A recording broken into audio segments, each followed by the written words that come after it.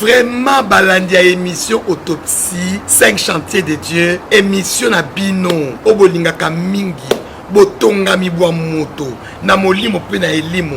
Tout oyiba dingeni esengeli, totonga malisusu, les 5 chantiers de Dieu, la reconstruction morale et spirituelle de l'être humain.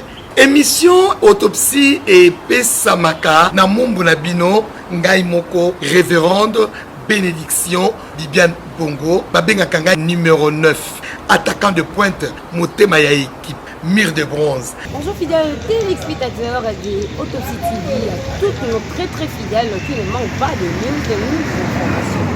Déjà ce soir, restez scotchés branchés parce que vous saurez avoir de très belles images liées à une conférence que nous venons d'assister. Moi et toute la grande équipe de l'Autopsie TV intitulée sur la question de la nation liée à tout ce qui se passe, comme le cas qui a été le cas du 1er septembre 2022 lié à prison Makala et puis d'autres questions liées à la politique. En tout cas, ne manquez pas surtout rester branchés sur ce parce qu'il y aura des choses. Il y a eu des questions, il y a eu des réponses, il y a la présence de plusieurs corps médiatiques. En tout cas, restez branchés. Et surtout, n'oubliez pas aussi de vous abonner massivement. Partagez le lien afin qu'à vos abonnés, vos frères, vos proches ne manquent plus jamais d'informations qui se divisent sur l'autopsie. Abonnez-vous massivement. Le vice-ministre de la Justice avait signalé seulement 2 morts. Mais le ministre de l'Intérieur a précisé qu'il y a eu 129 morts par balle et par étouffement, a-t-il dit, pour d'autres, et plusieurs blessés. Et ça, c'est un drame, puisque l'article 16 de notre Constitution proclame que la vie est sacrée, la vie de toute personne humaine, quelle que soit la situation ou le crime qu'il a commis. Personne ne peut être exécuté sommairement. La tentative d'évasion d'une prison est une infraction qui n'est pas punissable par la peine de mort. Et donc, exécuter froidement des compatriotes qui ont tenté de s'évader ne peut être justifié en aucune manière. Nous savons tous que ce n'est pas la première fois qu'il y a eu d'évasion massive dans notre pays. En 2016 ou 2000, si je ne m'abuse, on se souvient que Monsieur Mwando Sémil avait s'était évadé de la prison avec et que la prison centrale s'était pratiquement vidée à cette époque. Il n'y a pas eu autant de massacres et il n'y a aucune excuse pour les massacres, le carnage qui a eu lieu dans la nuit du dimanche au lundi 2 septembre dans notre pays. Je voudrais vous demander que nous levions, que nous gardions solennellement 1 minute de silence pour honorer la mémoire de ces compatriotes qui ont été exécutés sommairement.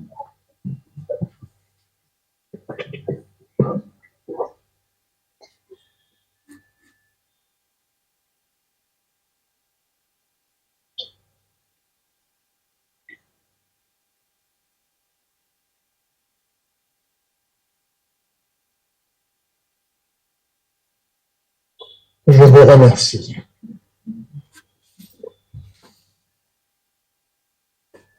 Nous voulons maintenant rappeler brièvement la mission de RAREC.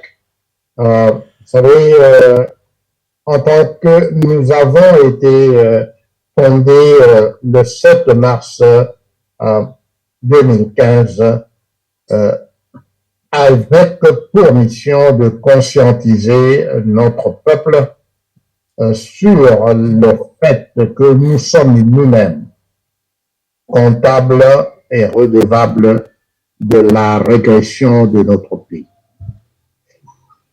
À la date du 30 juin 1960, lorsque notre pays est devenu indépendant, la position que nous occupions en Afrique était celle du la première colonie la plus avancée de l'Afrique noire. Aujourd'hui, 64 ans. Tristement, nous occupons la 4e place du pays le plus pauvre du monde. Il ne s'agit pas d'une contre-performance. Il s'agit d'une descente vertigineuse aux enfers. Et ceux qui nous gouvernent ne cessent de nous faire croire que cette régression est due au fait que nous sommes encore toujours colonisés. Et alors, si nous sommes encore toujours décolonisés, c'est-à-dire tout simplement que ceux qui nous dirigent sont le valet des colonisateurs, nous ne pouvons pas continuer à accepter une chose est son contraire. Nous ne pouvons pas, en tant que peuple intelligent, croire que nous sommes sous-colonisés ou néo-colonisés, alors que partout ailleurs dans le monde, ceux qui nous dirigent se présentent comme des dirigeants d'un État souverain. Il y a une contradiction fondamentale. Et il est étonnant que les intellectuels congolais que nous sommes continuent de répéter jour après jour que la situation de notre pays est séquelée à cause des Occidentaux. Et donc, au cours de cette conférence de presse, nous allons répondre à vos questions en tant que journaliste sur cette problématique. Nous constatons aussi, et le point le plus central aujourd'hui que j'ai voulu évoquer, celui de l'impunité. L'impunité est généralisée dans notre pays. Ce n'est pas moi qui le dis, c'est le président de la République lui-même qui ne cesse de le dire. C'est le ministre de la Justice actuel qui a dit non, ce pays, dans notre pays, la justice ne fonctionne pas du tout. Et donc, moi, lui, le ministre, a pris sur lui de assumer sa responsabilité de manière exemplaire. Le ministre Mutamba a pris un communiqué qui, en date du 5 août, invitant toute personne qui a des griefs à faire contre la justice de notre pays. Parce que dans l'exercice de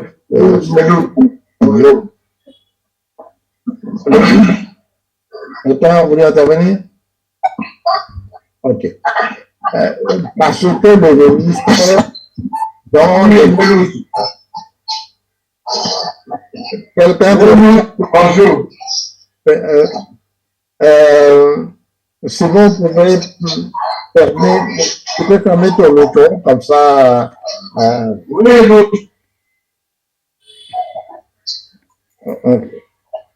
Alors, donc, nous voulons dire que lorsque le ministre a pris cette décision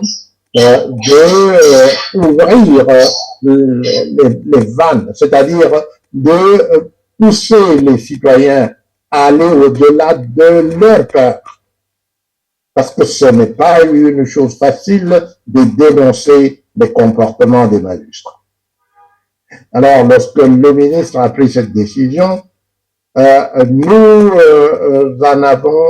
nous sommes dit que la mission de la REC de éduquer, de conscientiser voici un moment opportun de contribuer à l'exercice de cette mission.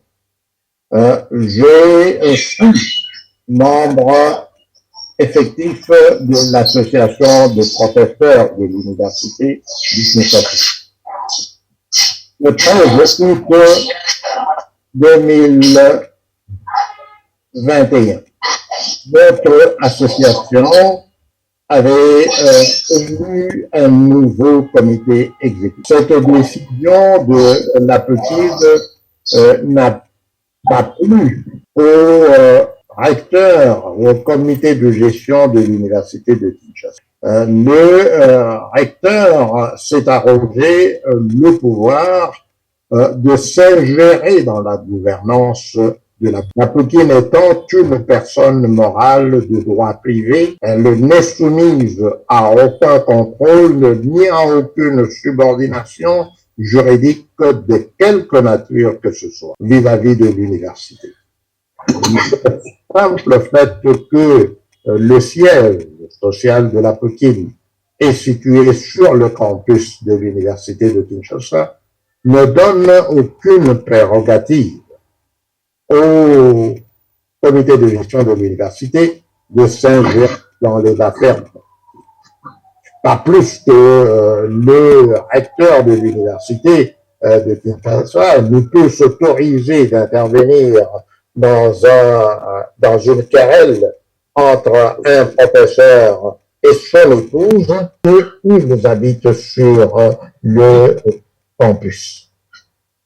Et donc, lorsque le recteur de l'université s'est permis d'interdire le fonctionnement de la Poutine sur l'université de Kinshasa, les membres de cette association, le comité exécutif élu, m'a confié le mandat, en ma qualité d'avocat, de agir en tant que de droit pour ramener les autorités de l'université de Kinshasa à leur place. Nous avons entrepris d'abord, comme il se doit, une démarche administrative en écrivant au recteur, en écrivant au comité au conseil d'administration de l'université, en écrivant au ministre de l'enseignement supérieur et universitaire pour signaler cette anomalie. Rien n'a été fait de la part des dites autorités. Agissons en tant qu'avocats. Nous avons sommé par voie d'huissier judiciaire l'université de cesser son ingérence dans la gouvernance de la Poutine. Rien à faire.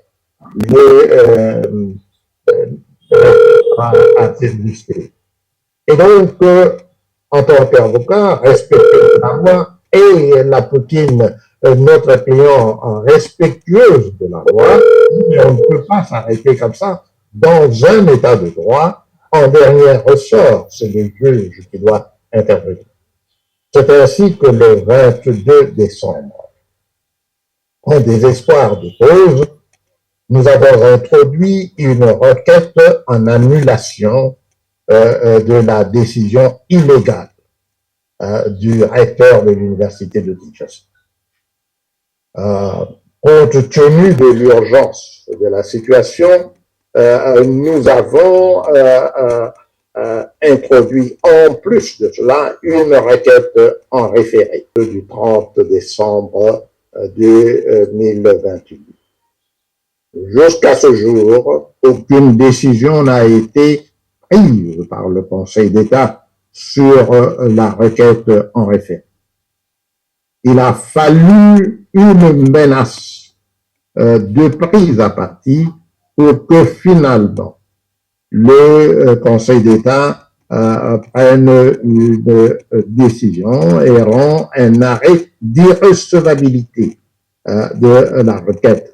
Alors que une irrecevabilité est une une chose qui pouvait être, une décision qui pouvait être annoncée très rapidement. Il nous a fallu attendre aussi longtemps. Et donc, vous voyez que là, déjà au niveau du Conseil d'État, il y a eu une violation flagrante de la loi, puisque est tenu de rendre une décision. Et donc, au niveau du Conseil d'État, la plus haute juridiction administrative, il y a eu une violation totale de la règle en ce qui concerne les délais dans lesquels la justice doit être rendue. Il y a d'ailleurs un proverbe que tous les avocats et tous les praticiens du droit connaissent, qu'une décision retardée est équivalente à un déni de justice. Le 28 janvier, nous avons introduit, parce qu'il s'agit d'une affaire civile, puisque le comité qui a été instrumentalisé par le recteur de l'université, un nouveau comité a surgi de nulle part, et avec l'assistance du recteur de l'université, ce comité s'est emparé du siège et puisque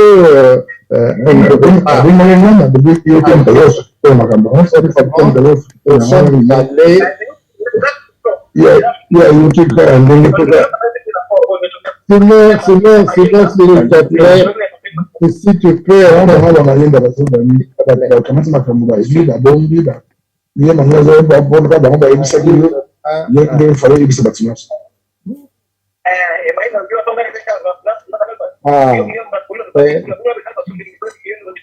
c'est grave quand on veut participer et je n'ai pas le moyen d'éteindre le micro de Simon.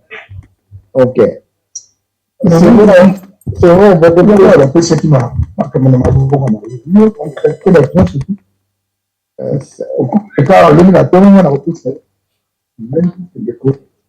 bon. Ok. Alors, je disais que sur le plan civil, puisque le nouveau, le comité, un comité surgit de nulle part, instrumentalisé par le recteur de l'université de Kinshasa, a pris possession par de voie de fait promue par le recteur de l'université. C'est comme ça que nous sommes allés devant le juge civil le 28 janvier 2022 pour demander d'agir en urgence. Nous avons introduit une demande d'assignation à bref délai pour des mesures conservatoires qui visaient à maintenir les choses en état jusqu'au moment où le juge aurait rendu sa décision. Rien à faire. Même là-bas, la justice a été manipulée et jusqu'à ce jour, depuis le 28 janvier 2022, jusqu'à aujourd'hui, nous sommes en septembre 2024, aucune décision n'a été prise. Voilà pourquoi nous sommes allés au nom de Napokine, et puisque le droit donne à toute personne intéressée le pouvoir de saisir le juge pour élever des comportements répréhensibles du juge dans sa mission de dire le droit. Voilà, nous avons saisi l'opportunité présentée par le ministre de la Justice pour lui soumettre une dénonciation détaillée, justifiée avec tous les documents à l'appui comme il l'a sollicité. Notre lettre de dénonciation a été déposée et dûment réceptionnée par le ministre, par le cabinet du ministre hier. Les copies ont été transmises au président de la République pour information et des dénonciations complémentaires ont été faites auprès du président du Conseil supérieur de la magistrature, qui est l'organe légal habilité à sanctionner les magistrats. Et puisque la commission des infractions par les juges se fait aussi souvent avec de connivence ou avec la complicité active des avocats, nous avons également communiqué cette dénonciation au bâtonnier national de l'ordre des avocats de notre pays, ainsi que au bâtonnier du barreau de Kinshasa-Gombe et du barreau de Kinshasa-Matete, parce que les confrères qui ont représenté la partie adverse relèvent de ces deux barreaux et d'autres confrères relèvent des barreaux de l'intérieur, comme le barreau du Congo central, etc. Donc voilà, mes chers membres de la presse, c'est que je tenais à partager comme information au début de cet entretien. Je vous remercie et je rends le micro à Forbus. Merci beaucoup, professeur. Nous avons suivi avec beaucoup d'attention. Maintenant, place aux questions aux journalistes. Nous débutons avec Madame Joël. Très bonjour, professeur. Bonjour. J'ai couvert l'affaire Apoukine depuis son origine le 13 août 2013. Et là, nous venons de vous suivre déclarer sans embâche que c'est à travers les avocats que les magistrats sont corrompus. Parce que vous l'êtes aussi, vous êtes avocat bien sûr. Pourquoi l'opinion publique doit-elle croire que vous agissiez autrement que votre confrère avocat, que vos confrères? Merci beaucoup, Madame Combe, pour votre question. Si j'étais un jeune avocat, votre question me troublerait. Mais mon âge n'est un secret pour personne. Je suis dans la profession juridique depuis un demi-siècle maintenant. Et j'ai été admis au barreau de Kinshasa il y a 47 ans. Le tableau de l'ordre des avocats de Kinshasa mentionne qu'il n'y a que 13 autres avocats qui sont plus vieux que moi dans la profession. Cela veut dire que la différence entre moi et mes confrères est claire. Je ne suis pas rentré dans la profession d'avocat pour gagner. Et donc, par rapport aux autres avocats, c'est déjà un avantage. Le deuxième avantage, évidemment, c'est que dans le cas précis qui me concerne, je suis moi-même membre de la Poutine. Et donc, j'ai un intérêt actif à défendre les intérêts de l'association à laquelle j'appartiens. Et donc, voilà les éléments qui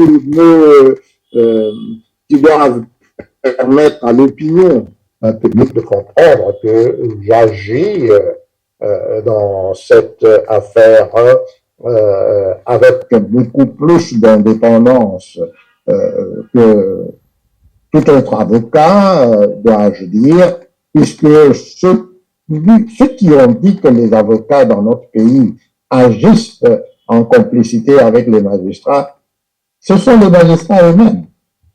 Ils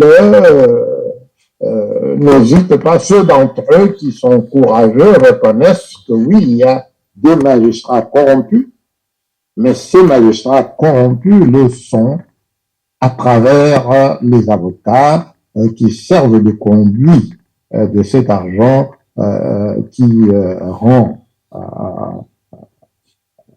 les magistrats de notre pays si corrompus. Donc voilà, je pense que votre question a été une question délicate, mais j'ai essayé, je crois, y avoir répondu honnêtement et de mon mieux. Merci. Merci beaucoup, professeur Monsieur Chevalier, pour la deuxième question. Professeur, j'ai religieusement suivi votre présentation. J'ai une question. Vous avez exprimé votre admiration à l'endroit du ministre de la Justice pour le courage qu'il a exhibé en s'attaquant ouvertement à la magistrature dans sa globalité. Le courage du ministre a irrité sérieusement le magistrat dont les syndicats ont réagi de manière virulente contre les sorties médiatiques du ministre. Le premier président et le procureur général de la Cour de cassation ont visiblement tenté de recadrer le ministre, comme on l'a vu à la sortie de l'entretien que le ministre leur avait accordé. Qu'en dites-vous? Okay. Encore une question difficile, mais à laquelle je vais répondre. Le courage du ministre est un courage exceptionnel. Je pense que nous nous en rendons tous compte. Hier ou avant-hier, j'ai appris que le bureau du ministre a été, comment est-ce que je dirais, violé, pour ne pas utiliser un autre terme, parce que des intrus s'y sont rendus et que un poison aurait été éparpillé partout dans son ministère ou dans son bureau. J'ai lu à travers les réseaux sociaux que des membres de son ministère ou de son cabinet sont contaminés par le poison. Alors, le ministre se trouve en ce moment à l'intérieur du pays. On a essayé c'est lui-même qui le dit, de corrélation entre les tentatives d'évasion à la prison centrale, l'effraction qui a été commise dans ses bureaux et le poison qu'on aurait laissé là. Tout ça amène à nous poser des questions. Moi, je suis juriste et donc l'esprit d'un juriste fonctionne et dit comment est-ce que pour neutraliser le ministre, on sait parfaitement qu'il n'est pas à Kinshasa et on va aller par effraction dans son bureau et on ne trouve pas mieux à faire que d'y mettre le poison. Ça devrait me faire réfléchir. Qui peut faire ça? C'est dans un endroit aussi sécurisé et tout, qui devrait être sécurisé, comme le ministère de la Justice. On peut y entrer comme ça et faire ce qu'on nous dit qu'il a été fait. Ça doit pousser toute personne à se poser la question. Est-ce que ça rappelle un peu ce qui s'est passé avec la tentative de coup d'État où on va faire un coup d'État au Palais de la Nation? Alors, il y a des comportements qui paraissent surprenants dans notre pays, pour ne pas dire bizarres.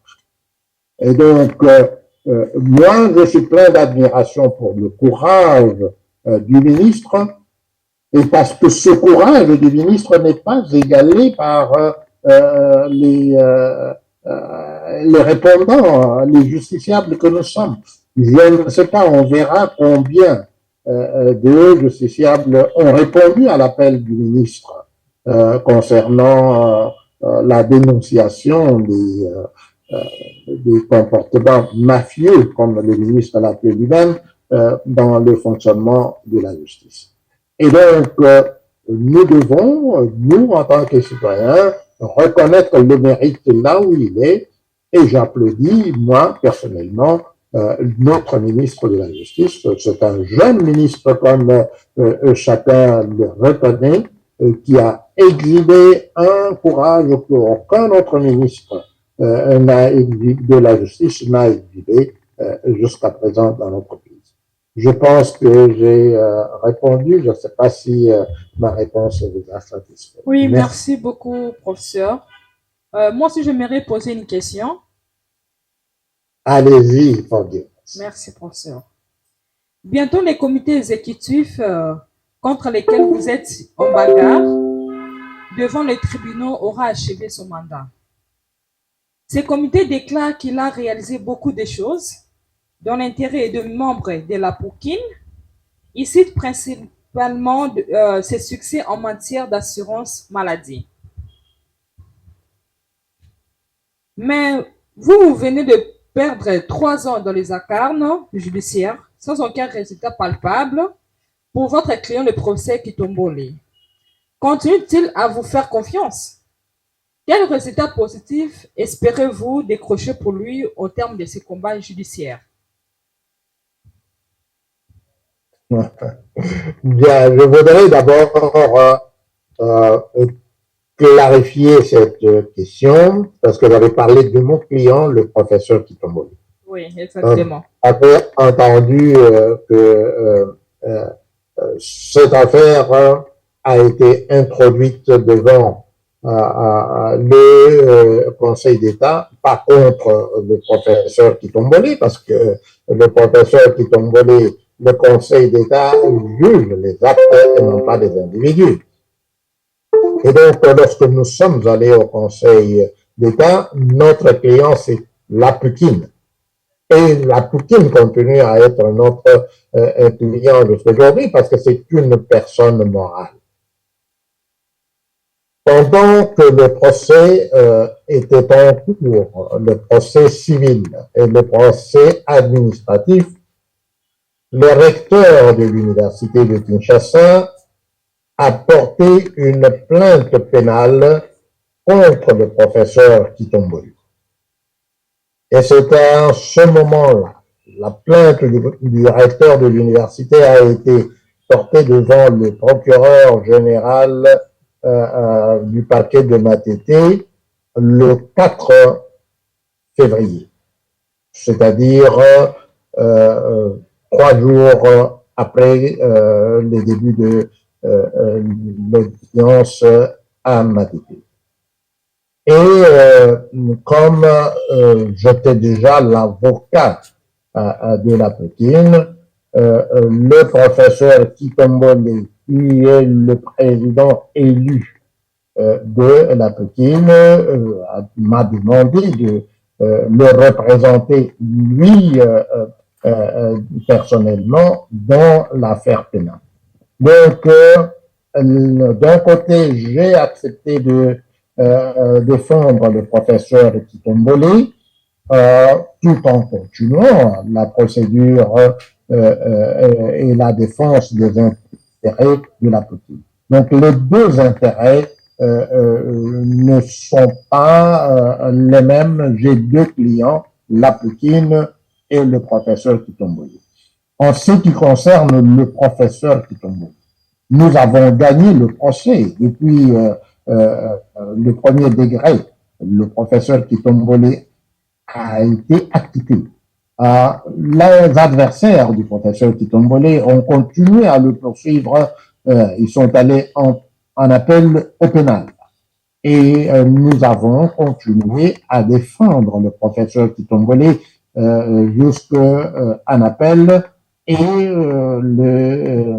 la décision d'acquittement a été confirmé. Il y en a d'ailleurs ne devait même pas être confirmé puisque l'appel était pratiquement sans objet. Donc, en ce qui concerne le professeur Kitombole, son intérêt personnel a été satisfait et donc maintenant je continue à défendre la Poutine et je n'ai pas besoin de recevoir des instructions venant du professeur Kitombole pour continuer ma défense des intérêts de la Poutine, dont je suis moi-même un membre effectif. Je pense que j'ai répondu à votre question, mais si la réponse ne vous satisfait pas, je pourrais toujours la compléter à votre guise. D'accord, professeur, merci beaucoup. C'est Madame Grace qui va vous poser maintenant la 4e question. Merci. Professeur, parlons un peu de l'actualité. Le pays continue d'aller mal. Malgré pour parler de Luanda, aucune ici ne pointe vraiment à l'horizon en ce qui concerne la guerre de l'Est. On parle aussi de plus en plus d'un nouveau dialogue national sous l'égide de l'Église catholique comme un instrument pour rétablir la paix et la cohésion nationale dans notre pays. On dirait que c'est pour consolider cette nouvelle initiative de dialogue national que le pays de la SENCO a reçu vendredi dernier à Lubumbashi une délégation de l'opposition conduite par messieurs Seth Kikouni. Quelle lecture faites-vous de cette nouvelle donne politique? Merci. Ok, avant de répondre à votre question, permettez-moi d'accueillir sur le plateau de Zoom à Monsieur Mbo Ilenga, qui est un collègue de la Banque mondiale qui vient de nous rejoindre. Bonjour Alain. Bonjour professeur. Okay, merci beaucoup. Alors, la question qui vient d'être posée par Madame, c'est Madame Rantin? Oh, Grace? Grace. OK. Dit une nouvelle donne politique, le dialogue national que les politiciens évoquent maintenant comme une voie pour nous sortir de l'état de guerre dans lequel nous vivons maintenant, parce que c'est le plus important. Je voudrais nous rappeler que le dialogue n'est pas un moyen juridique pour résoudre un quelconque problème. Pour ceux d'entre nous qui sommes mariés, nous savons parfaitement l'importance du dialogue, mais le dialogue ne contraint jamais personne à quoi que ce soit. Et dans notre pays, les politiciens semblent maintenant s'ingénier à nous faire croire que pour sortir de l'ornière dans laquelle ils ont réussi à plonger notre pays depuis le 1er juillet 1960, il faut que eux dialoguent. Et c'est ça qu'ils appellent le dialogue national. Une conversation entre les politiciens. Et une conversation entre les politiciens pour obtenir quoi? Ne nous y trompons pas. Les politiciens veulent converser entre eux pour se partager le pouvoir. Ça a été le cas depuis le 1er juillet 1960 et ça sera le cas si ce qu'on appelle aujourd'hui dialogue national devait de nouveau être organisé. Et depuis 1960 jusqu'à aujourd'hui, qu'est-ce qui s'est passé dans ces fameux dialogues? Ceux qui se disputent le pouvoir choisissent ce qu'ils croient être à mesure de les entendre pour obtenir ce que eux, les politiciens, veulent, partager le tout. Le dernier dialogue en date s'est effectué le 31 ou tout juste avant le 31 décembre 2016. Quel en a été le résultat? Une prolongation du pouvoir de M. Kabila à la seule condition qu'il devait le partager avec ceux qui ne voulaient pas qu'il reste au pouvoir. Chacun de nous se souviendra qu'en ce temps-là, on voulait comme Premier ministre le président actuel. Et que le président Kabila avait dit, niet, pas question. On est passé, comme vous le savez, par un certain Tchibalabala, et puis ensuite un certain Badibanga, et nous connaissons où ça nous a amené. En 2018, lorsque nous avons connu ce que nous avons connu, on a voulu de dialogue, et celui qui était assis sur le pouvoir a dit pas besoin de dialogue, je vais partir en tout état de cause, mais je partirai selon mes termes, mon dictat à moi. Et nous connaissons la suite. Maintenant, il y a eu ce qu'il y a eu, des élections dites démocratiques. Celui qui les a gagnées dit qu'il les a gagnées avec 73% de 40%. Parce que nous savons que plus de 57% de notre population n'avait pas participé aux élections. Donc, lorsqu'on parle d'un pourcentage de la moitié, donc ce n'est pas le pourcentage du pourcentage. Et donc, qu'est-ce que le dialogue national signifie? C'est-à-dire pas un dialogue du peuple, mais un dialogue des politiciens entre eux. Et alors, tout le monde nous prend pour des demeurés. Parce que comment est-ce que les politiciens qui se parlent entre eux, on appelle ça dialogue national. Et même si c'était un dialogue national, ce n'est pas un mécanisme juridique pour régler la situation de guerre dans laquelle notre pays se trouve aujourd'hui. Et lorsqu'on a entendu Monsieur Kikouni à la sortie de son entretien avec le président, Monseigneur Mouteba, président de la CENCO, Monsieur Kikouni se déclarait être le nouveau chef de l'opposition. Et il a déclaré très clairement: nous ne reconnaissons pas le pouvoir de M. Tshisekedi, nous n'allons pas du tout nous asseoir avec lui pour reconnaître son autorité de quelque manière que ce soit. Lorsque M. Fayoulou est rentré à Kinshasa, avant de rentrer à Kinshasa, il a ameuté le monde en disant: je rentre, je veux, moi, amener la cohésion nationale. Venez m'accueillir massivement à l'aéroport et marcher avec moi jusqu'à la place Sainte-Thérèse. Et là, je vais vous dire comment je vais, moi, Fayoulou, rétablir la cohésion nationale dans notre pays. Et il a expliqué très clairement que pour lui, il n'est pas question de répondre à la main tendue de M.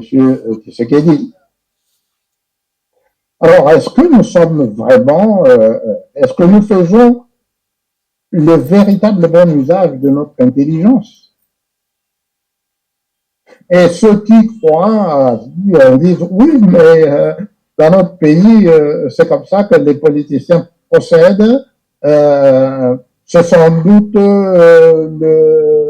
le président qui veut de ce dialogue.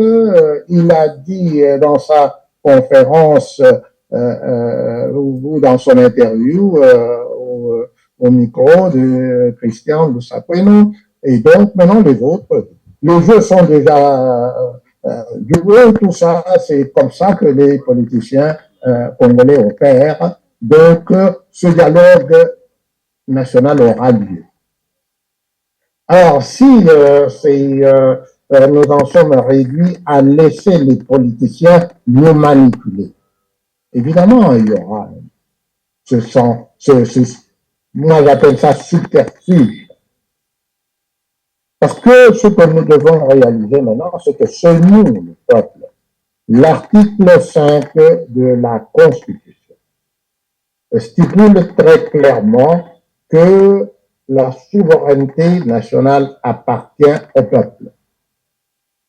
L'article 5 dit que le peuple exerce le pouvoir directement par la voie du référendum. Et donc, notre peuple doit comprendre qu'en ce moment, à cause de tout ce qui s'est passé dans notre pays depuis 1960, nous ne pouvons plus nous contenter d'être un peuple à la solde des politiciens. Voilà pourquoi je répondrai à la question, je résumerai ma réponse à la question de Madame Grasse en disant dialogue national, c'est c'est continuer à nous infantiliser pour penser que serait une solution, parce que nous devons savoir clairement que ceux qui se battent pour arracher le pouvoir, M. Nanga, pour ne pas le nommer, parce que celui qui a pris la tête de la rébellion du M23, ils ne seront pas invités à ce dialogue. Et donc, comment est-ce que vous pensez? C'est un dialogue entre Fayoulou, Tikuni, Tshisekedi et Kagame. Et c'est ça ce qu'on appelle, ce que nous devons accepter comme étant un dialogue national. Indépendamment de cela, dialogue national ne signifie pas, n'est pas un mécanisme juridique pour redresser un pays qui est en ruine comme le nôtre. Voilà. Bonjour, Madame Gisèle, comment allez-vous? Oui, ça va bien, professeur. Vous également, vous allez bien? Oui, ça va, merci. Voilà. Il y a deux opposants politiques, à savoir Martin Fayoulou et Seth Kikuni, qui vient de lancer un appel strict pour un dialogue national dont ils souhaitent qu'il soit chapeauté par la CENCO et l'ECC. Le deux leaders de ces deux confessions religieuses viennent de poser des actes qui semblent aller dans ces sens. La autre question, vous êtes le fondateur de RAREC et le président du comité national pour Assemblée constituante, CENAC en sigle. Ces derniers ont lancé une pétition qui doit recueillir au moins 100 000 signatures pour exiger un référendum pour établir une assemblée constituante. D'aucuns pensent que ce n'est qu'un rêve VR que vous êtes, évidemment compte tenu de votre âge dont vous ne faites aucun mystère. Voilà. Pouvez-vous enfin expliquer à l'opinion publique pourquoi votre appel à une assemblée constituante n'est pas une proposition purement utopique, parce qu'une assemblée constituante paraît totalement antinomique avec le dialogue national dont on parle de plus en plus. Merci. Merci beaucoup, madame. Et un rêve, oui. Alors, qui d'entre nous ici n'a pas rêvé? Tous, et j'aime toujours, évidemment, compte tenu de mon âge, je me souviens quand j'avais pratiquement l'âge de ceux qui sont encore célibataires parmi vous. Personne ne peut fonder un foyer sans avoir rêvé de la personne avec laquelle il va s'unir pour fonder un foyer. Et donc, le rêve, tout commence par le rêve.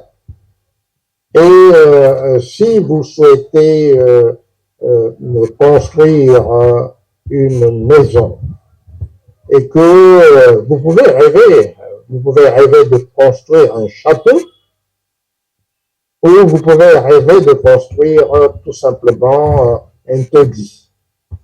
Mais si votre rêve a consisté à construire un taudis, vous n'arriverez jamais à construire un château.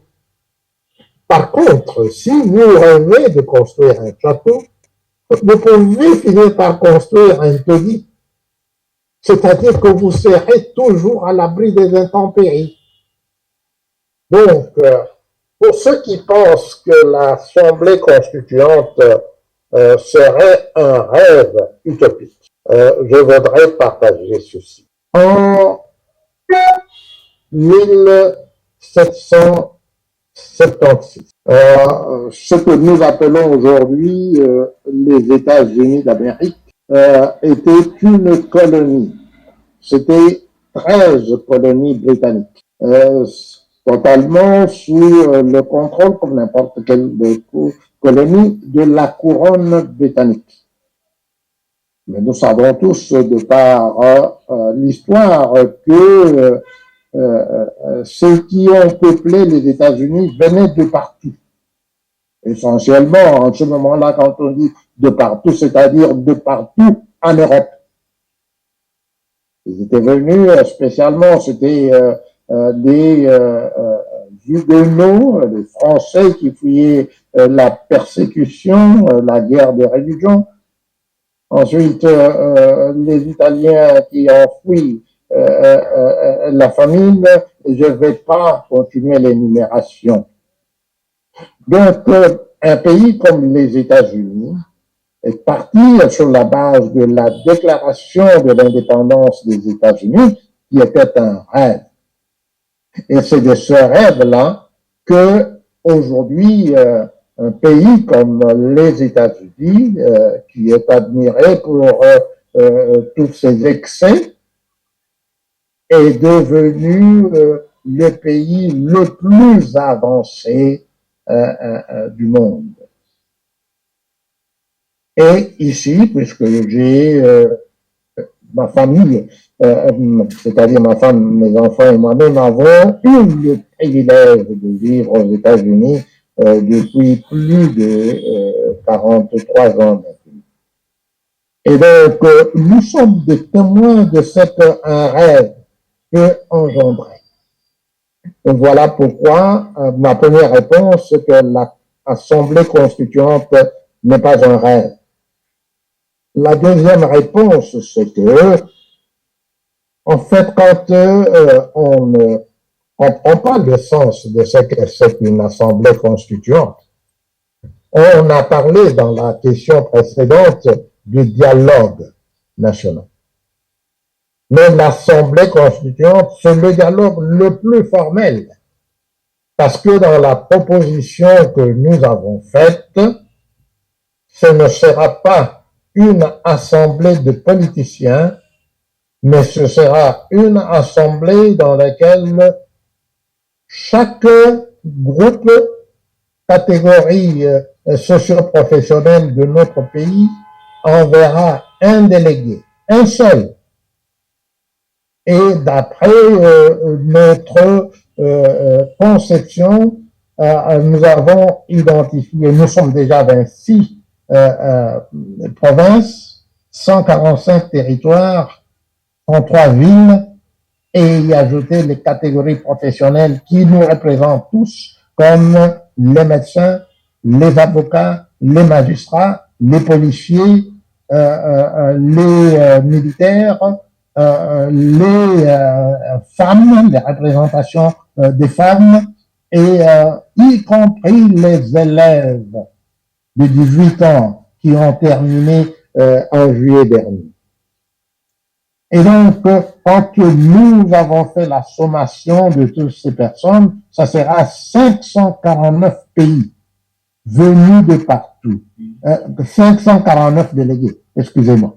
549 délégués venus de partout, y compris de 20 pays dans lesquels il y a une grande concentration de nos compatriotes. À commencer par les 9 pays qui avoisinent le nôtre, et auxquels on ajoute les 5 pays que la CENI avait retenus pour la dernière élection, et auxquels nous ajoutons l'Italie, l'Allemagne et quel autre pays, et 2 autres pays africains, notamment le Kenya et le Cameroun. Donc vous voyez que cette construction de l'esprit n'est pas une construction utopique, mais c'est une véritable manière de promouvoir la renaissance de notre pays. Parce que l'Assemblée constituante comprendra, y compris nos compatriotes des territoires qui sont actuellement occupés. Et donc c'est nous, en tant que peuple, qui prenons conscience de nous-mêmes pour reprendre le pouvoir qui nous appartient et qui n'appartient pas aux politiciens. Les politiciens ont confisqué le pouvoir depuis 1960 et depuis lors, ils utilisent toutes sortes de subterfuges pour nous infantiliser davantage afin qu'ils puissent continuer à faire ce qu'ils font. Donc voilà pourquoi l'Assemblée constituante n'est pas une utopie, c'est une construction de l'esprit, évidemment, et nous sommes convaincus que dans notre pays, nous savons faire un bon usage de notre intelligence et que nous arriverons en tant que peuple à faire ce bon usage de notre intelligence collective en comprenant que ce n'est qu'à travers l'Assemblée constituante que nous réussirons cette gageure de réunifier notre pays, de prendre le plus d'éléments pour bâtir un pays plus beau qu'avant dans la paix et pour transformer notre pays en Eldorado africain. Voilà ce que je peux dire en réponse à la question de Madame Gisèle. Merci beaucoup, professeur. Des questions sont closes déjà. Je ne sais pas s'il y a quelqu'un qui a une autre question ici. Non, il n'y a plus de questions. Les questions sont closes. Nous sommes, je ne sais pas s'il y aura un dernier, le mot de Rarek à la fin. Professeur. Alors, avant de clore la conversation que nous venons d'avoir, et je suis très ravi de constater que vous avez répondu nombreux à notre invitation. Je voudrais, vous avez vu que j'ai partagé une prière.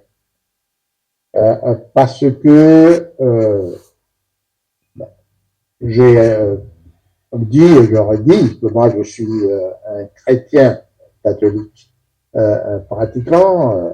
Ma première, quand j'étais plus jeune, je pensais que je deviendrais prêtre, mais ne l'étant pas devenu, je n'ai pas cessé de croire que la foi catholique que mes parents m'ont transmise depuis que j'étais bébé, parce que j'ai été baptisé le jour même de ma naissance, n'est pas une vaine chose. Et donc, le 22 août de cette année, j'étais en train de penser à notre pays et la prière pour tout chrétien n'est pas simplement la récitation de la prière que Jésus nous a enseignée ou celle que l'Église nous a enseignée, c'est-à-dire le Notre Père, le Jérusalem Marie et le Gloire au Père. Donc, dans ma réflexion et dans ma prière individuelle, j'ai imploré notre Créateur pour qu'il nous donne vraiment la force, le courage dont nous avons besoin pour nous assumer. Car Dieu ne fait pas d'autre miracle que de nous amener à utiliser à bon escient l'intelligence dont chacun de nous a été doté par notre Créateur, y compris par le fait qu'il nous a placés lui-même souverainement sur les 2 345 409 km², dont nous sommes fiers de revendiquer l'exclusivité en tant que nation. Alors, j'ai partagé cette prière avec chacun de vous et si vous le souhaitez, ou ceux d'entre vous qui souhaitent s'approprier cette prière et faire de cette prière la leur, je veux humblement vous demander que nous puissions tous ensemble réciter cette prière pour la paix dans l'Eldorado africain. De sectarisme, de tribalisme, de vengeance et de xénophobie, afin de stopper la guerre et de transformer la RDC en Eldorado africain. Dieu tout-puissant, éternel des armées, Dieu d'amour, Dieu de bonté, Dieu de fidélité, Dieu de miséricorde et source de sagesse. Dieu plein de compassion et de pitié pour l'humanité, Pour tout homme et pour toute femme, quelle que soit son origine, son pays ou sa race, son éthique ou sa tribu, sa croyance religieuse ou son affiliation politique. Regarde avec amour et avec bonté ton peuple, ces peuples que tu as souverainement placés au cœur de l'Afrique, sans aucun mérite particulier de sa part. Ces peuples qui est meurtri par la méchanceté de l'homme, dans sa chair et dans ses os depuis la cession de son pays à l'indépendance le 30 juin 1960. Cette méchanceté est inspirée et nourrie par ses maux et ses vices.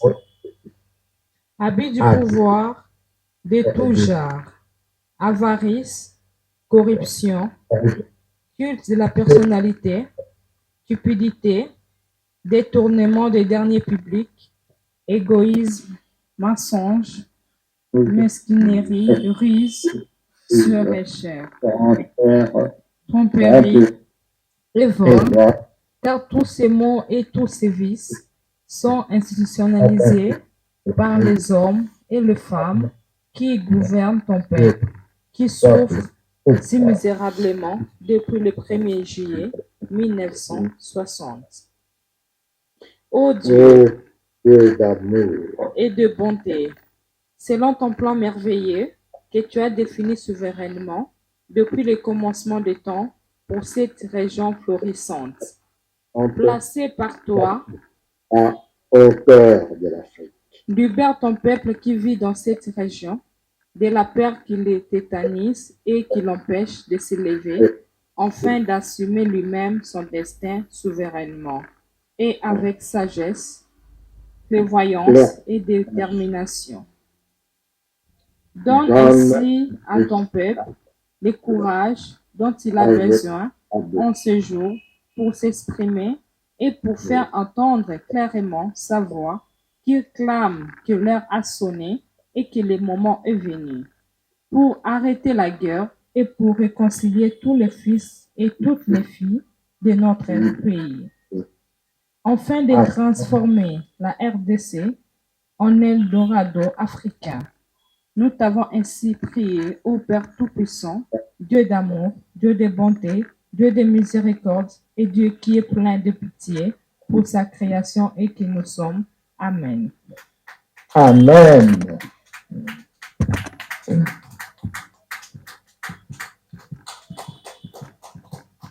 Voilà, nous sommes arrivés au bout de notre conversation. J'espère que nous en tirerons tous en tant que pays, en tant que peuple, les fruits que nous en escomptons. Je vais disséminer bientôt la lettre que nous avons transmise au ministre, la dénonciation que nous avons transmise au ministre de la Justice pour que vous en fassiez ample dissémination, de même que les résumés écrits de nos échanges. Je vous remercie. Merci, professeur. Et merci, Madame Forby, pour votre belle animation de cet échange avec la presse. Le plaisir est à moi, professeur. Merci.